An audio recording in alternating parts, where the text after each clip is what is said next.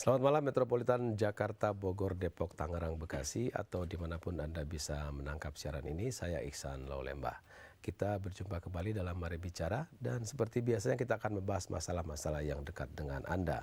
Pada kesempatan kali ini kita akan membahas soal kisruh pilkada, KPU versus MK. Wah, ini sebuah pertarungan baru.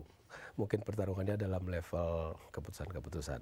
Kita akan membahasnya dengan 4 narasumber. Yang pertama, ada kasus yang terjadi di Pilkada Kota Waringin Barat, Kalimantan Tengah ya. Dan bersama saya hadir Bapak Eko Sumarno, pasangan Bupati terpilih yang didiskualifikasi oleh Mahkamah Konstitusi. Artinya Anda posisinya sebagai Cawagup ya, calon wakil bupati. Betul. Untuk pasangan dengan Sugianto. Sugianto bupatinya ya. Selamat malam Pak.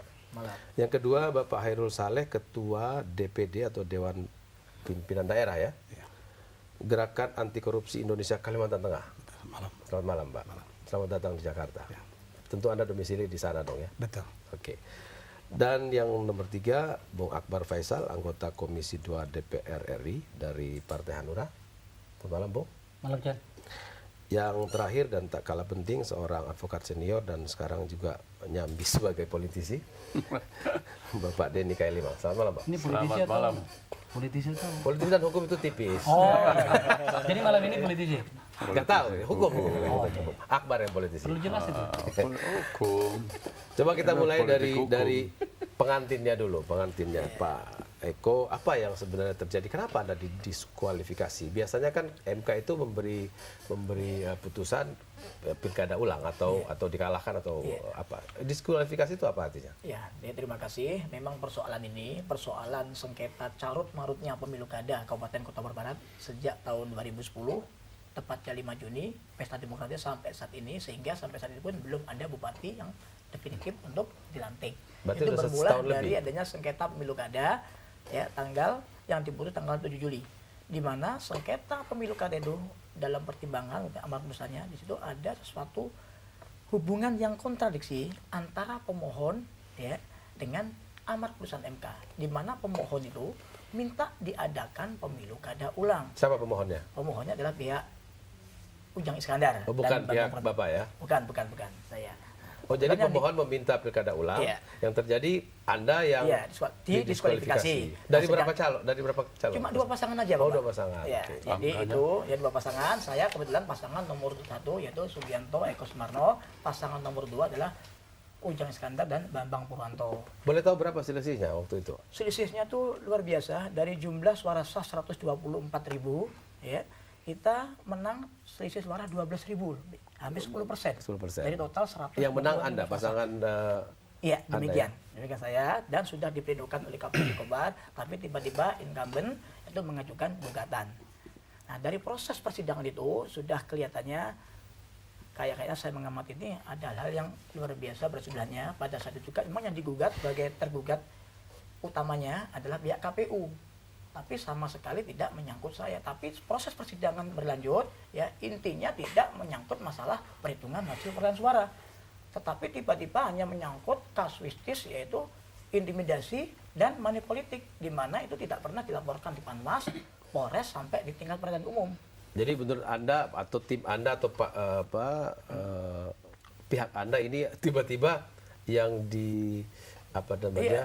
diajukan A, yang diputuskan B gitu ya? Nah, pada saat itu juga setelah melihat ini persidangan ini dari awal sampai akhir, saksi-saksi yang diajukan oleh Pak pemohon itu kok hanya masalah intimidasi dan money politik. Saya pada situ ngomong dengan pengacara KPU agar saya dimasukkan pihak terkait. Tetapi lagi-lagi saya tidak dianggapi. Pada saat persidangan berlanjut, panel hakim mengatakan ini kira-kira ada pihak terkaitnya enggak? Saya interupsi, saya majelis akan jadi pihak terkait karena betul-betul menyangkut kepentingan pihak saya. Tapi lagi-lagi tidak ditanggapi. Coba kita cek, akhirnya. Kita cek ke ahli hukum dulu nih, Bang Denny. Kalau kita lihat masalahnya kan sepertinya yang diajukan itu kepala, yang diputuskan kaki gitu. Bisa begitu nggak? Agak sarkastis gitu. Ya, inilah yang dirisaukan oleh DPR sehingga dia harus merubah undang-undang MK itu. Maka ekstra petita itu yang dia ini melampaui kewenangan yang diberikan oleh undang-undang kepada MK. MK itu kan diberikan kewenangan untuk perselisihan suara. Hasil saja, bukan Ya, proses. hasil. Jadi di mana dia juga MK tidak bisa menetapkan salah satu calon itu adalah calon yang menang, nggak boleh, karena yang menetapkan itu menurut undang-undang adalah KPU.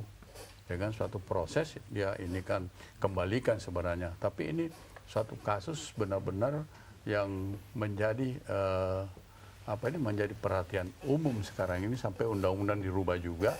Karena dia melebihi apa yang diminta, bukan aja apa yang diminta, melebihi Jadi apa yang langkah diatur MK undang-undang. ini jauh keluar dari koridor yang diberikan kepada Ya, itu salah satu, sehingga timbul satu masalah dari pemeriksaan sampai sekarang ini, dicari bentuknya bagaimanapun untuk menyelesaikan masalah ini, tidak ada cara yang bisa dilakukan.